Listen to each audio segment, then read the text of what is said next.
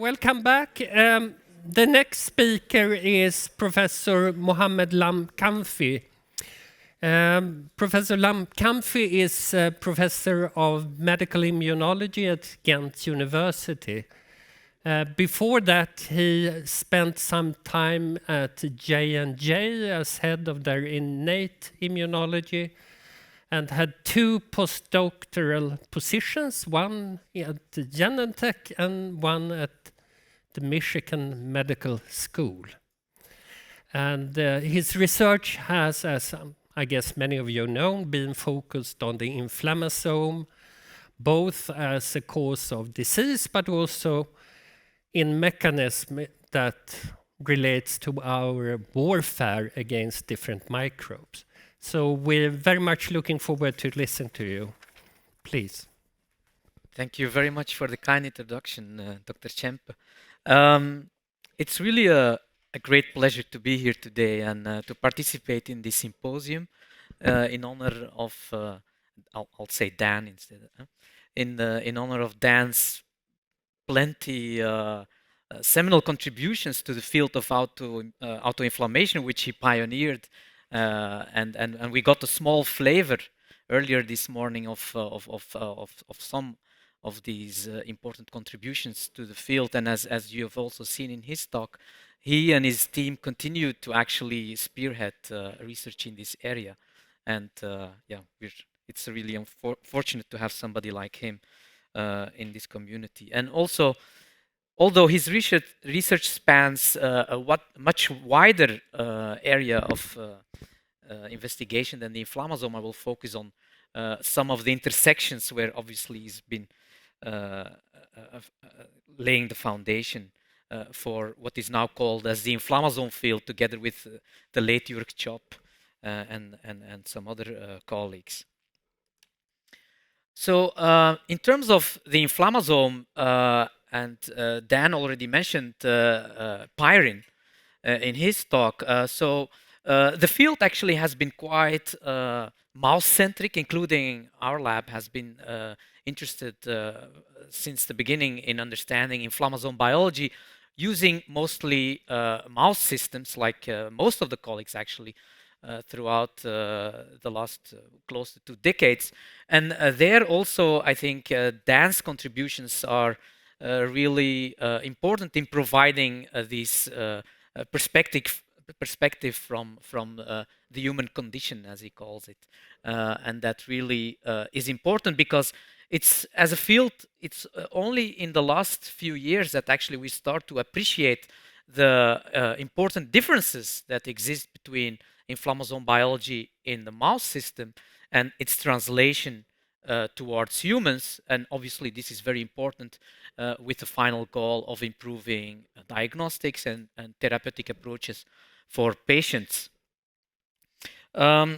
Just a few, it's heading back. Just a few examples. For example, this CART8 sensor is a primate, human specific. You don't find it back in the mouse genome, hence you can't study this inflammasome in mouse models. And we also know that even the classical ones like NLRP3 and NLRP1, they sense differently and are regulated differently in human cells versus rodents. This is not to say that mouse, again, a lot of the knowledge we gain in terms of the mechanism stem from mouse biology, and we've also learned that many of these insights from these knockout studies mainly have been confirmed as a mechanism in the human system, but we again are just starting to understand that there are also important differences in terms of what they sense, etc.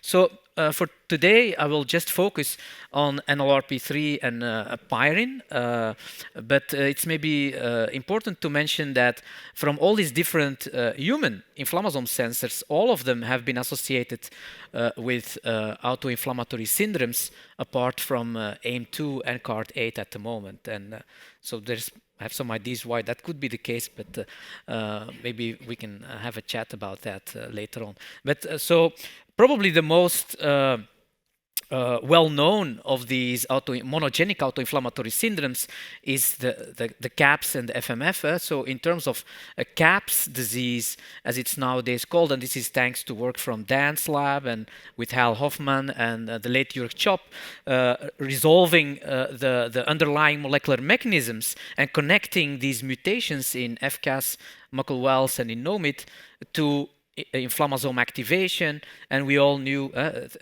through these mechanistic studies again that the inflammasome is a machinery basically leading to IL-1 beta production, and I think this is really a prime example in where basic science in just biochemistry of the immune system was quickly integrated with genetics and with clinical observations and translated in new therapeutic options for these patients.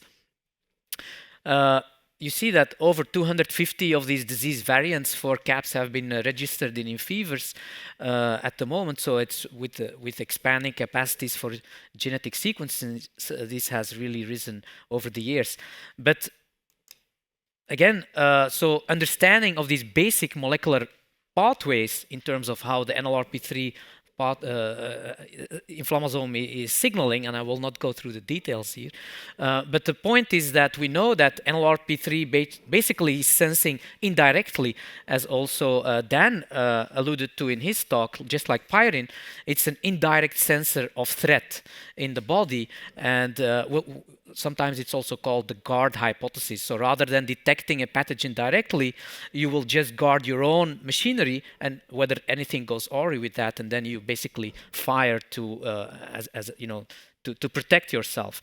And so NLRP3, whenever it senses danger, and it's still unclear exactly what that molecular precisely what it senses, but probably it comes down to plasma membrane damage or damage to a membrane in organelles. And eventually this complex will assemble that consists of the sensor NLRP3 together with a kinase that is interacting with it in one of the first activation steps, NEX7, and then with ASC, an adapter, recruits the caspase-1, that then is a protease that cleaves pro-IL-1 beta and pro-IL-18 into the mature secreted cytokines. So the thing is that based on these insights that mutations, CAPS mutations in NLRP3 lead through this mechanism to IL-1 beta production, this quickly led to repurposing of already existing IL-1 blocking biologics, to treat CAPS patients, and it was almost a miracle drug, I think, and really a fascinating story of how progress can be achieved quite quickly. So around the same time when these discoveries were made, a group at Pfizer, Chris Gabel's group, was actually looking for small molecule inhibitors of IL-1. And they called these the CRITs, or cytokine release inhibitory drugs. So what they wanted to have is basically a small molecule that does this kind of a similar thing of blocking IL-1 effects on the body. And so how they approached it is they took these PBMCs, they stimulated them with LPS and ATP, which is kind of a classical nowadays trigger to activate the NLRP3 inflammasome. And then basically with a library of inhibitors, they screened for IL-1 beta secretion. So this is how they basically, back in the time, discovered the sulfonylurea molecule glyburide, which is actually used in the clinic to treat diabetes. And so they thought this was actually an IL-1 secretion blocker. And subsequently, in follow-up studies, they built a library or composed a library of additional molecules with the same scaffold, with the same sulfonylurea structure, which you can recognize here in the middle. And so these molecules did the same job, but then just much more potently than the original. And so, this one is called CRIT3, but then later on, when I was working with Vishvat Dixit's at Vishwa Dixit's lab at Genentech, we actually discovered that glyburide was not specifically inhibiting IL-1 beta secretion, but actually acted more upstream and only inhibited IL-1 beta when it was induced by the NLRP3 inflammasome pathway. And IL-1 beta secretion was untouched when it was engaged by any of the other known inflammasomes at the time. So this suggested that it's actually an inflammasome inhibitor, although at that moment we couldn't pinpoint the exact molecular target. It was clear that it was a selective inhibitor for the NLRP3 inflammasome pathway, which at the time, remember that these NLRs, when they were discovered thanks to the human genome sequencing, actually, that was the start of the field, we have more of these and nod-like receptors, so molecules or genes looking like NLRP3, than we have toll-like receptors in our body. And so it was thought back in the time that it was probably impossible to generate small molecule inhibitors against these NLRs, because they also didn't have any of the classical pockets where a small molecule could sit. But anyway, so this basically gave us the insight that this glyburide and related sulfonylureas, as Luke O'Neill and Matt Cooper showed subsequently, that basically this CRIT3, the same Pfizer molecule I mentioned before, and that is now also known as MCC950. It's a very popular tool compound. So that basically they work as NLRP3 inflammasome selective inhibitors. So it took, and so this discovery, especially when Matt Cooper and Luke O'Neill, because you had this more potent nanomolar compound, it really triggered interest from biotech and pharma to actually go and develop second generation versions of these molecules that are now actually in human studies in phase 2 and some in earlier stage of development.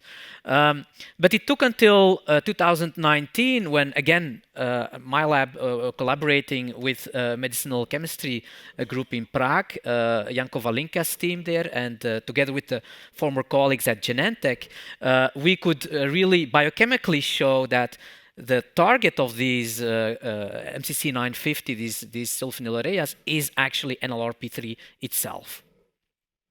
And so that's what you can see on these pull-down experiments, that MCC950, the I-body there, what we call, it can pull down NLRP3 selectively, and it doesn't pull down caspase-1 or ASC, because this is in unstimulated conditions, and this band is really NLRP3, because in the knockout you don't see the same band appearing.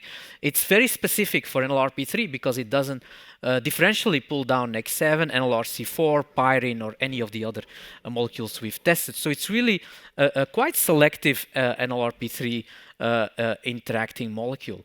And so this is 2019, and together with us, two other groups actually, Pablo Pellegrin's group in Spain and Kate Schroeder's group in Australia showed similar data pinpointing NLRP3, and also we identified the central region of NLRP3, the NACH domain, as the actual target where the interaction occurs.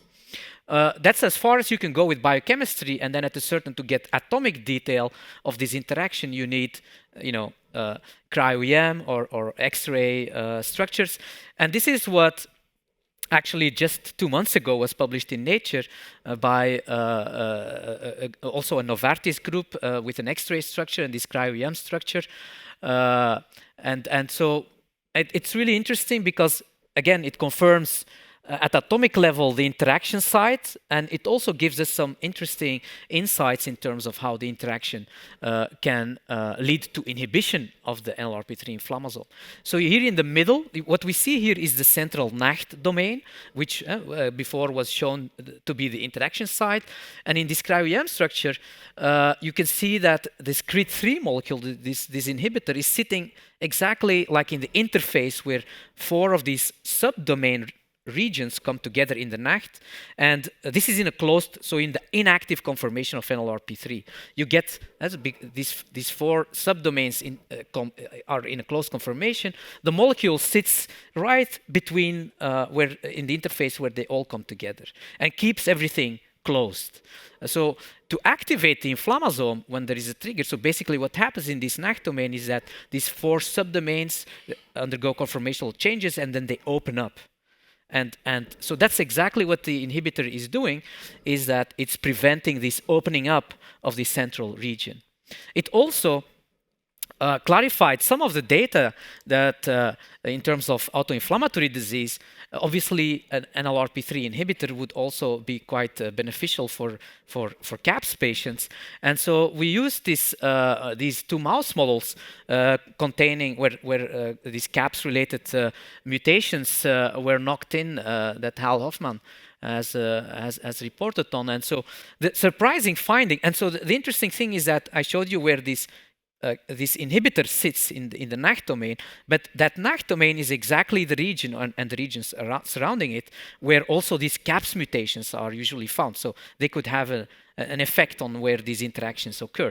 And so that's indeed the case. So depending on the mutation, like here in the A350V, if we challenge mice that express this CAPS mutation with LPS, and we measure IL-1 beta in their plasma, so you can see that the inhibitor can block that. But with another mutation residing just one residue next to this one, actually the inhibitor that dosed at the same concentration, etc., cannot inhibit the IL-1 beta. So it shows that different CAPS mutations can have an effect because they're in the same region where the interaction occurs, can have an effect on potency.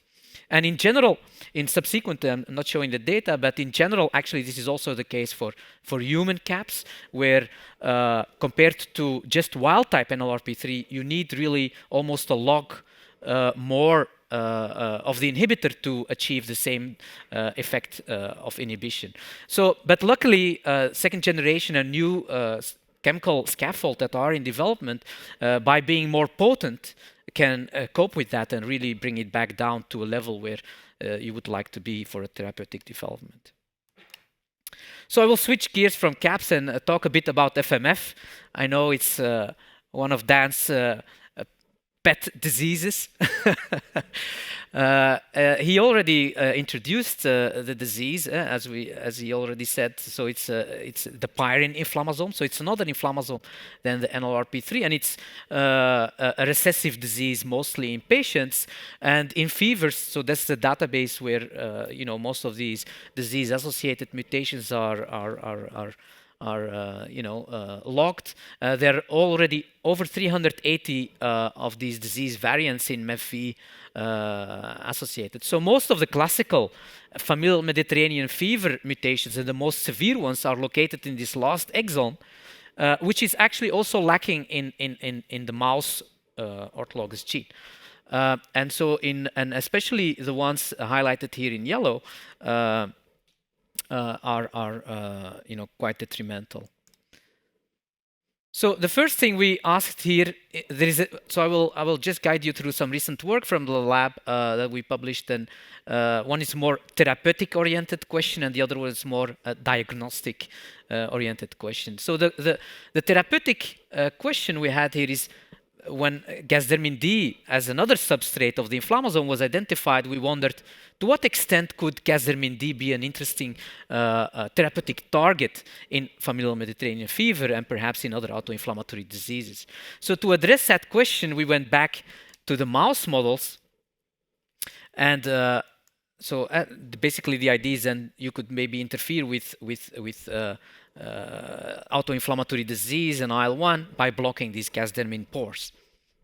And you can see here some of these biochemical studies by colleagues showing that really these gasdermin, when it's cleaved by the inflammasome, these gasdermin units oligomerize and they make these big pores in liposomes and in the plasma membrane and perhaps in other organelles as well. So unlike apoptotic cells, so this is a lytic form of cell death, and that's why it's inflammatory, because it releases all these intracellular cytokines, but also what we call DAMPs or alarmins. For example, so if you can start this movie, there is just a classical, let's say, where an apoptotic cell will shrink and keep everything inside because it's packaging nicely the intracellular contents and preventing it from being released in circulation. These pyroptotic cells you will see here they basically swell and then eventually they pop really, and that's when you see the nucleus, because we put some fluorogenic dye in the media, and only when the plasma membrane is ruptured, basically the dye enters and stains the nucleus, the DNA. So you can see that really it swells rather than shrink. It's completely the opposite of what an apoptotic cell would do.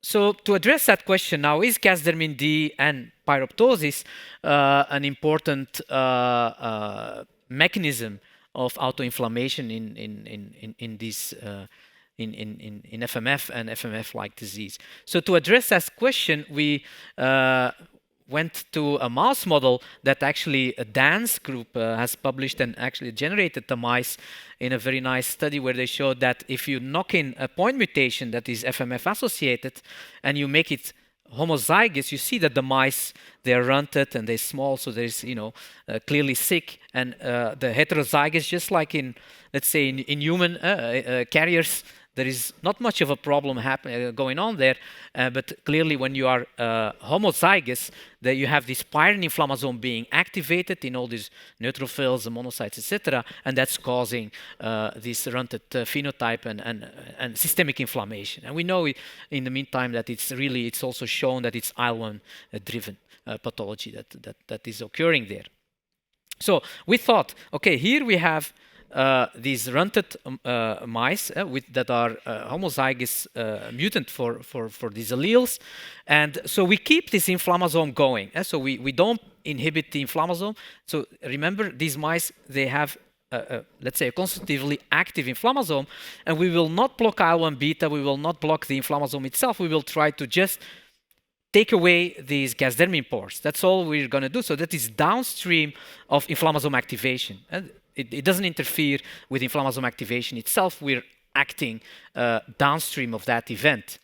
And the first thing what we did is check, do we have actually gasdermin D cleavage in these mice? And so the short answer is indeed yes, that's the case. We can clearly detect it not in the control mice, but when they are homozygous for the mutation, we can see the gasdermin cleavage. So we went ahead, and what we basically did is breed these mice, and remember they still have an active inflammasome, and we take out this gasdermin D gene. So by breeding them to another strain that lacks the gasdermin D. And so when we check for IL-1 beta in circulation, you can see that these sick mice, they have IL-1 beta measurable. Just by taking out gasdermin D, we can, completely blunt that response. And also at a later stage, at later age of the mice, this is still the case. And it's not only IL-1 beta, also these mice have many other chemokines and cytokines circulating, including IL-18, IL-6, interferon gamma. So just a flavor of the different markers we followed. And so not only IL-1 beta, which is the substrate together with IL-18 of the inflammasome, but also all these other chemokines and cytokines, which are not directly produced by the inflammasome, but probably are produced in a second wave. So after your IL-1 is secreted, and then you get all of them going up. And that's, I think, also the challenge, is that sometimes if you measure markers in circulation, you can see a lot of things going up, but there is a causality in terms of who is driving what. And the challenge is that this causality changes with the condition. So sometimes it may be IL-6 that's giving the, and that's why it's important to understand the mechanism to be able to basically really interfere with the process. So this in terms of inflammatory mediators, but you can just look at the mice. Actually, you don't have to genotype them, so these are these homozygous mice, and here they still have this active inflammasome. But you see, if you delete gasdermin D, they become indistinguishable from just control carriers and just black 6 wild type mice basically. In terms of body weight, etc., there's quite a similar story. There is neutrophilia happening in these mice again. It's all vanished just by taking out gasdermin D, despite these mice still having an active inflammasome. So it's just that their IL-1 beta is still cleaved, but it can't get out. It's just contained inside these monocytes and other myeloid cells, and it just can't get out. And that's enough to protect them basically from this systemic inflammatory disease.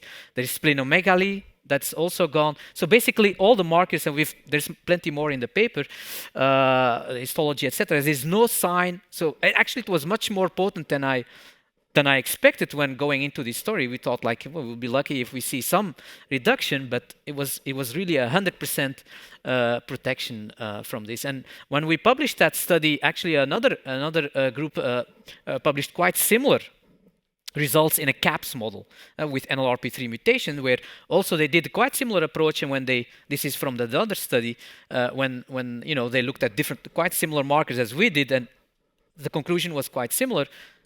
Taking out Gazermin D also in CAPS, like in FMF, these two models completely protects these mouse models from systemic IL-1 driven inflammation.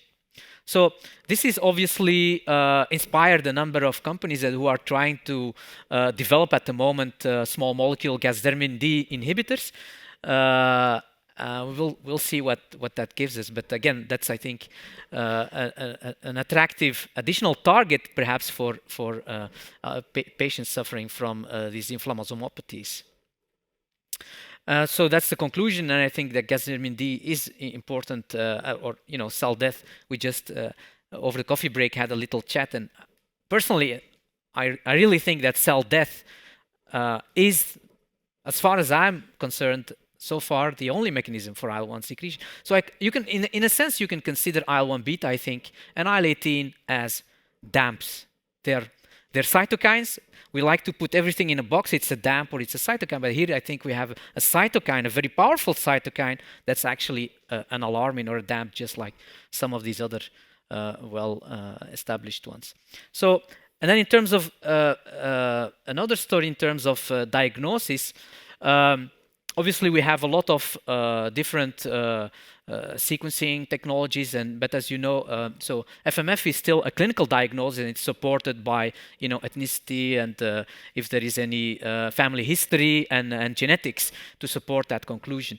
But on average, this is part of a Novartis poster from a few years ago. I thought it really captures well what maybe the diagnostic challenge could be for some patients. Obviously, if there is a family history, etc., it goes much smoother. But for some patients in literature, there is a delay of up to 44 years before they get this diagnosis. On average, they claim it's about 5 years. And in this time until they get that diagnosis, and part of it is that not all rheumatologists, let's say, or treating physicians are aware of these rare diseases. That's definitely part of the story. But a lot of things happen to these patients. So we thought, just from starting again from the mechanisms, from the basic biology of this pyrin pathway, and again, Dan's group has contributed to this together with Feng Xiao, Seth Masters, and many other colleagues, showing that inactive pyrin in a monocyte or in a macrophage, it's kept in check basically. It's again, it's a phosphoprotein. Dan has showed us some of that data earlier this morning. So in inactive state, pyrin is kept in check by two phosphosites in the amino terminal. That is a docking site for 1433 protein. So in this way, it stays inactive. But when a certain, certain bacteria, including these Clostridium difficile toxins A and B, they mess up or they inactivate raw GTPases, and then this leads to dephosphorylation of pyrin, and then it recruits the inflammasome, and that gives you the same things as we discussed before for CAPS, etc. So while we were doing these studies and knowing that colchicine is used as actually the gold standard therapy for FMF, we were just playing around with this, just trying to understand these mechanisms.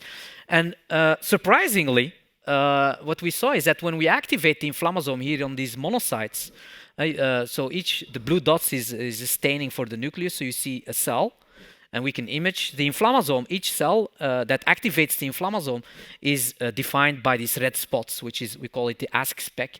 So there is only one. If the inflammasome gets activated in a cell, basically you can see a red spot, just a single red spot in that cell. And this is also an assay, basically, where you can do a single cell kind of inflammasome analysis.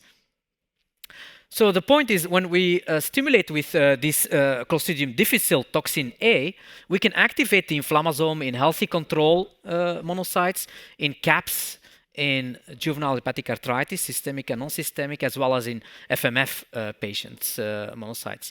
So there is no difference at that level. They all respond as expected. But when we add colchicine to the toxin, what we see is that suddenly the pyrin inflammasome is blocked in healthy controls, in CAPS with NLRP3 mutations, in JAI, another autoinflammatory disease, but not in the FMF patients. So only in FMF mutations, colchicine was not able to prevent this toxin A-induced SPEC formation or inflammasome activation. So we thought, oh, this is quite peculiar, but we thought that maybe we can basically, given that it seems to be quite selective, we could translate this in a kind of a functional assay, because that's, I think, something that we're lacking in the field, is functional assays to basically start to understand some of these over 380 identified variants and mutations in terms of functional readouts into the pathway that leads to it. So to do that, we started in a first effort. We collaborated with pediatric rheumatologists at our university, local university hospital, and with Fabrizio De Benedetti's group in Rome. And we collected 13 FMF patients with known genetics. So you can see it here. It's mostly, the classical, let's say, FMF mutations that we had there. So just to, and instead of doing this imaging, so the idea was to make a really fast and easy readout that where you don't need any fancy equipment, like the imaging, as I showed you, is confocal imaging. Not every lab has this capability. So we thought, like, let's do something quite easy. ELISA, you don't need anything fancy for that. And so just measure IL-1 beta secretion and IL-18, which you can multiplex in a way. So when we do this, and we just do the same thing, we treat them with toxin A, Clostridium toxin A, you see that it induces IL-1 beta production as well as IL-18 from healthy donors. In CAPS, you get also IL-1 beta. In JAI and in FMF, you get IL-1 beta with all of them. So there's no difference there. The same for IL-18. When we add now colchicine, what we see is that the colchicine inhibits this pyrin-induced IL-1 production in healthy controls, in CAPS, in JAI, but not in FMF patients. And the same here for IL-18. They keep pumping out IL-18, only in the FMF condition. So these are two markers, and we thought, let's say if you make it a robust, if you want to do a kind of a functional screening or a diagnostic functional approach, this is the data I just showed you. If we now plot it as a ratio rather than it's just another way of plotting it, basically the same data. So we just show the ratio of colchicine versus non-colchicine treated. So then you get this kind of plot. So only FMF keeps pumping IL-1 beta, and you get this kind of colchicine ratio. The same for IL-18, the IL-1 and IL-18 ratios. And then we plot it yet. So we take that's the upper part now, and we combine these two plots. So we then have an IL-1 beta colchicine ratio, and we have the same here. So it's one axis and the other. So then what you get is that all these healthy controls, these CAPS and the JI patients I showed you, they are all quite similar, and they are all sitting in this corner of the plot. Your CAPS patients are taking other positions in that field. So that's an easy way basically to just pick out the FMF patients. So based on that, we thought, oh, this looks like a neat assay. It's quick, and basically you get an answer, yes or no, it's FMF mutation is there or not. Yeah, it takes a couple of hours. So going from 5 years on average, if that poster, we thought that was quite could be potential progress. And so we wanted to address beyond these 13 patients where I showed you the classical well-established exon 10 mutations, we wanted to also capture some of these rarer variants and mutations where maybe there is more debate whether, in terms of their clinical significance.